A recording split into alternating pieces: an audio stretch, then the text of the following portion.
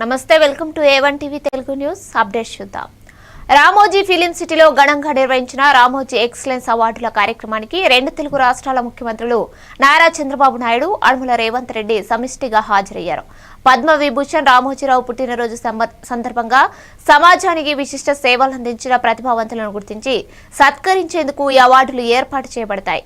రామోజీరావు విలువలు, నిజాయితీ, ధైర్యం, క్రమశిక్షణ వంటి గుణాలను గుర్తు చేస్తూ ఇద్దరు సీఎంలు ఆయన మీడియా, సినిమా, వ్యాపార రంగాలలో సృష్టించిన మార్గదర్శకతను ప్రత్యేకంగా ప్రస్తావించారు.